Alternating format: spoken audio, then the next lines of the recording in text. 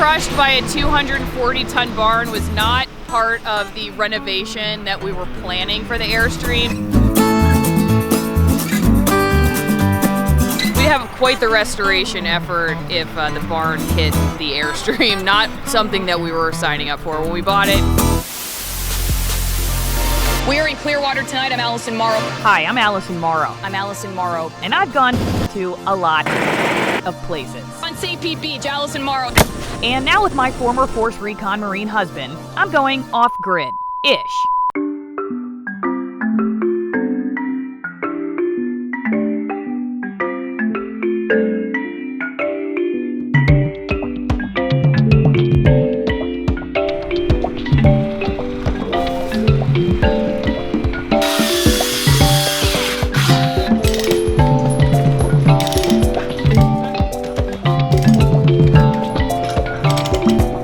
Today is kind of a big day.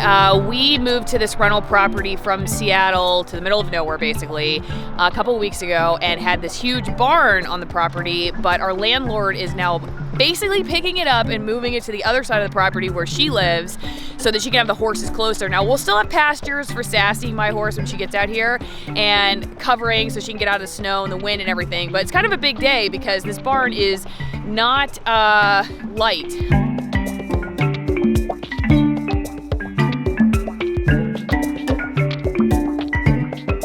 Over the last couple of weeks that we've lived here, we've literally watched this barn go from being on the ground like a normal barn to being up in the air, which it is right now, and now we're just a few minutes away from moving it.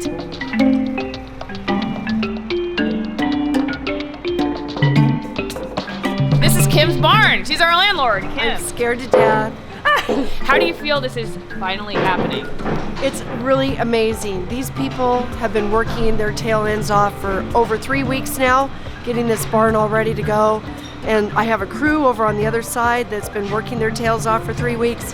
I'm so grateful to everybody that's helped out with this whole project. How do you feel standing under the barn right now? This has got to be kind of weird because this has been your barn for how long? It's only 5 years old, and that's why I thought, well, maybe I could move it to the other property. And I meet this guy 4 weeks ago, and he said, sure, I could move it. Well, here we are.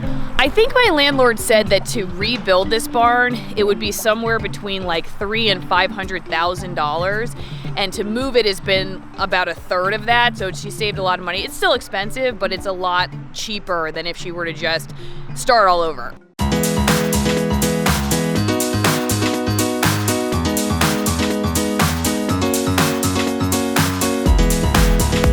So the reason we had to move the Airstream was because we have to clear a pathway to get the barn out of here so we can move it across the street. At this point, the barn is 64 feet wide out and 67 feet long.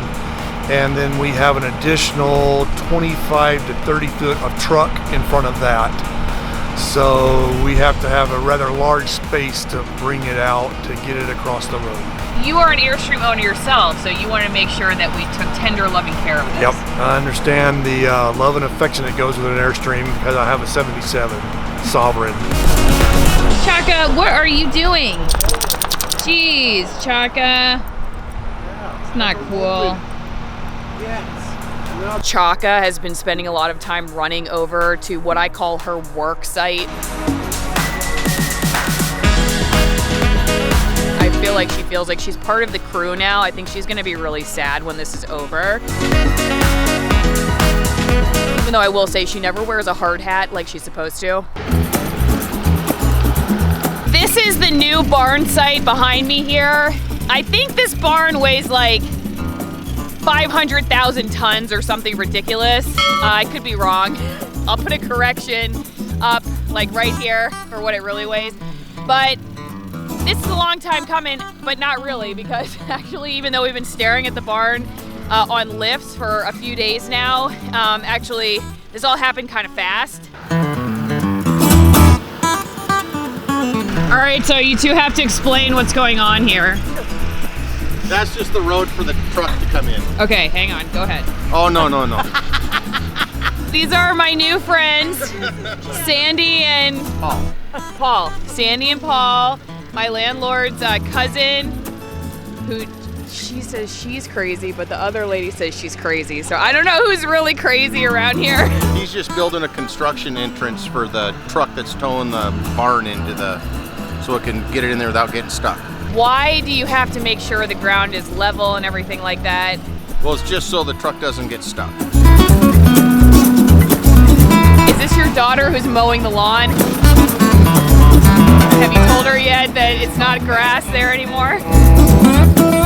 We just moved from a big city, Seattle, to the country. This is a benefit. People actually care about their neighbors. For sure. It's family. Am I looking at that? You can look at me. I want to look at you. That's easier. No, completely. People say they need help and you just jump in and do it. And fortunately, we have the resources and you can see it's the whole family and it's going to be awesome though. It'll be so neat. You want to be on my YouTube channel? State your case. One thing I've noticed about this area is people do not want to be on camera. Mike, okay. Hi, Mike. Are you my new neighbor? You live here? I live about 400, 500 yards that way. Okay, what do you think about all the excitement out here the last few weeks? This is incredible. This is really cool. This is going to be amazing to see the barn move. How long have you lived here, Mike? About 9 months. Okay, well, we just moved here a few weeks ago, so you're kind of new too. Where did you move from? I moved from Seattle, wanted to get out of the mess over there. Was my grandmother and my mother were born in the same house in Roslyn. Just like us, because we just moved from the Seattle area too. Okay. Same reasons. We have that Airstream over there that we're renovating. That's going to be our house someday. Tell me best and worst part about living out in the country. This morning there was a brood of quail running through the yard. And the other day there was elk running through the yard and deer through the yard. I mean, it's incredible. And the history in the area is just amazing. The worst part? There isn't a worst part. You get up in the morning, you look into the mountains, you see snow on the peaks, or you see, it is truly God's country. Go! This place is horrible. The I-90. Sandy just said the Cityots. I've never heard that word before. Okay, yes, I will agree, the Cityots. How long do you have to be here before you're no longer a Cityot? It used to be if you had a 206 or a 425 or a 253 number, but not so much anymore. People can tell when you're here and you can sense it. I do not have a 206 area code since I handed in my work cell phone. You can see all the spectators lined up here in their cars.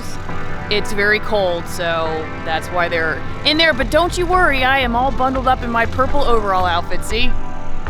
See?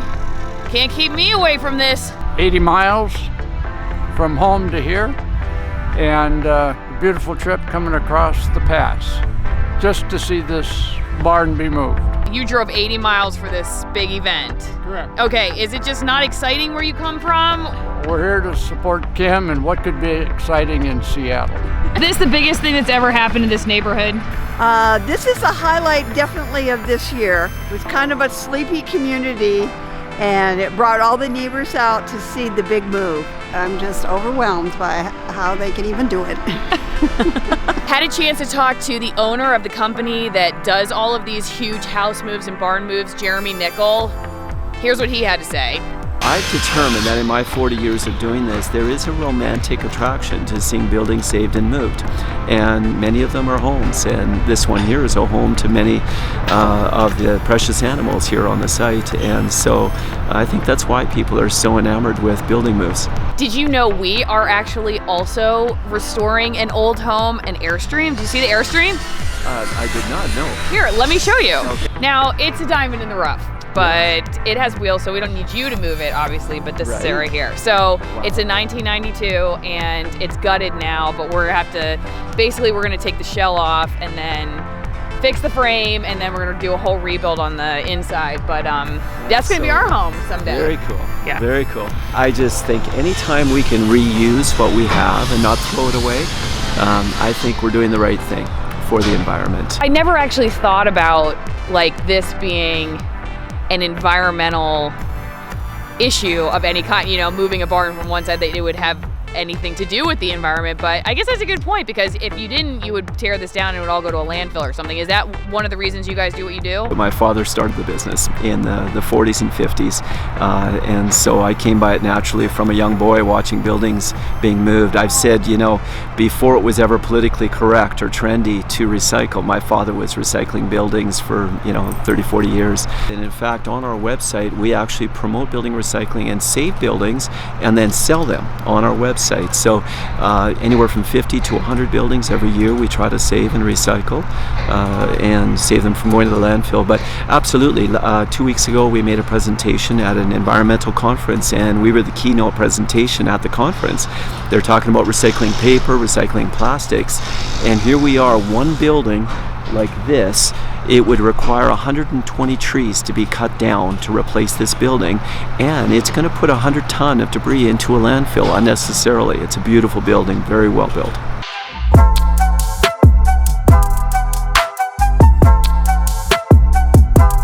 So here's the cool thing. They're moving this barn off of a concrete slab, and that concrete slab is going to be where we get to put the Airstream. So we're super excited to have level ground.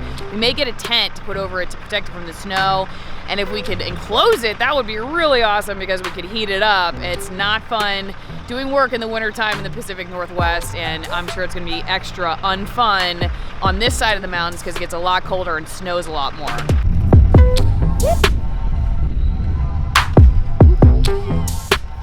Maverick is like, hell no, I'm out of here. I am not sticking around to see what that big thing is gonna do. It's actually happening and the Airstream is right here. I really hope that it doesn't hit the Airstream. Ah! Our Airstream definitely has a few dents, but I feel like this barn's going to leave it with more than just a few dents if something goes wrong.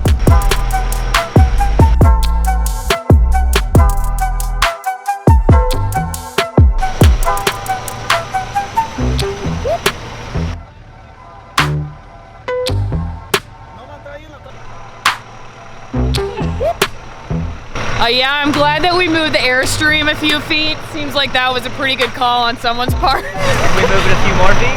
You want to move it a few more now? Yeah. I don't know who's going to do that.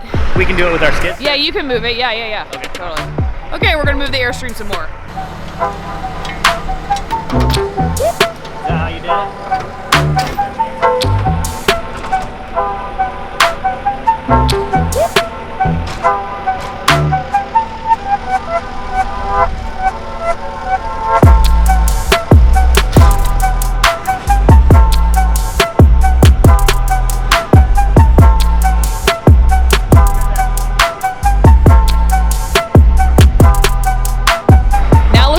Much safer distance between the Airstream and the barn, which makes all of us a lot happier.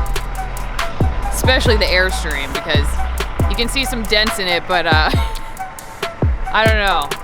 We'd have quite the restoration effort if the barn hit the Airstream, not something that we were signing up for when we bought it. The Airstream's strong, but no match for a 240-ton barn. Definitely getting crushed by a 240-ton barn was not part of the renovation that we were planning for the Airstream, so glad that we made that executive call to move the Airstream away from the barn.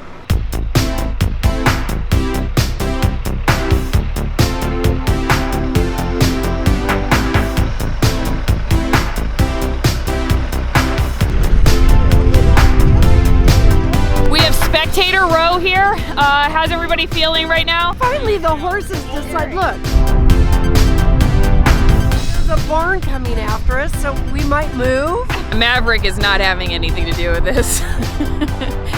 He probably feels the way the Airstream would if the Airstream had feelings and knew what just almost happened to it.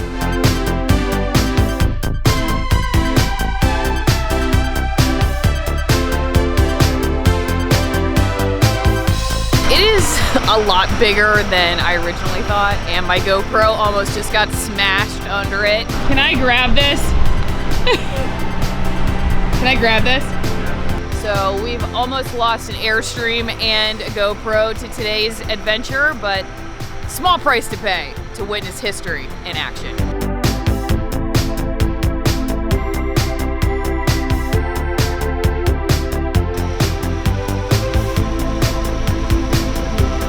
Looks like they're almost there, but the ground is a little soft under the truck, so they need a pull. This is the fun part, crossing the road, and it's been raining for the last few days, so I can only imagine how muddy it is under there.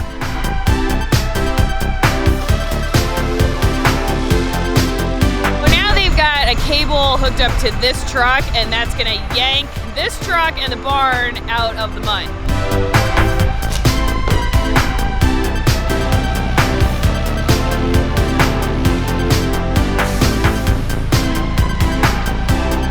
A little scary what happened now. Okay, explain. Let's tell us what happened.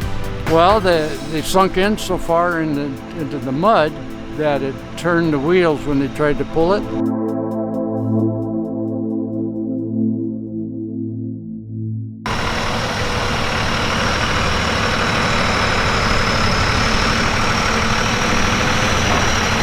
All right, well, it looks like we got this puppy moving again. Another tree just went down, another casualty of today, but oh well.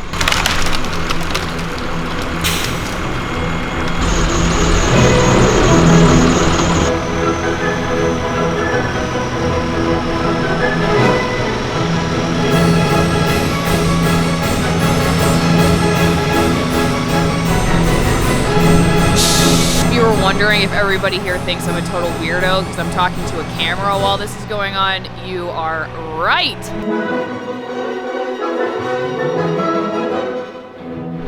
On the final approach, almost there at the new spot. Very exciting, out of the mud, on its way. Hey, how are you feeling right now? My heart is pounding 100 miles an hour. That is the most unbelievable thing I've ever seen. It's almost to its finally resting spot. How did you feel with it getting stuck in the mud? Was that scary? It was a little scary because I was worried it was going to start tipping a little bit one way or the other, but it didn't. These guys are pros, boy. They are just amazing at what they do. What are you looking forward to the most now that the barn is here? Going in, having a hot meal, and resting. It's been a long 3 weeks, but it only took them 3 weeks to get it to this point. So pretty amazing. Is it stuck again? Yeah. We got another stuck truck. Stuck again.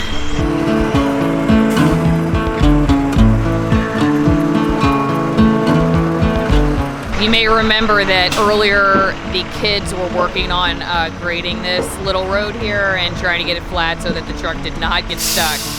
But it's pretty soft and wet out here.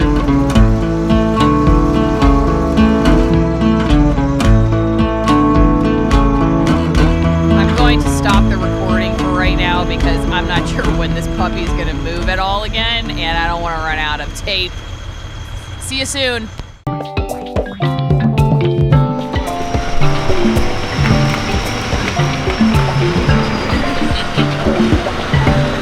This started at 1 and they thought it would take an hour, and now it's almost 3:30.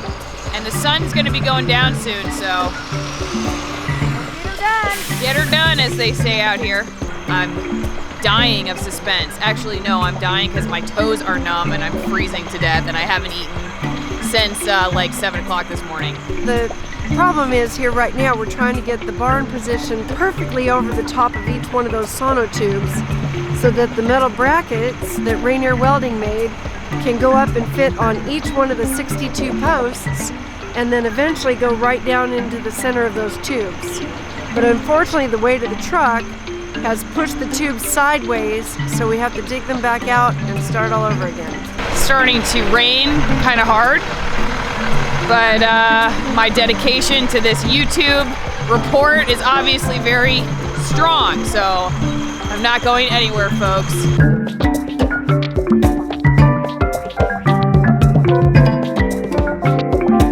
We're done for today. I thought everybody had just abandoned ship because they gave up, but it turns out they have lined it up, though they're gonna have to redo the holes with the cement. That's not gonna be awesome, but anyway, as for today, the barn is gonna stay up on its little lift, and then over the course of the next couple of days, they're gonna put it down. So now Now what we're gonna do is check out that concrete slab that it left behind back at our area and hopefully put the Airstream on that.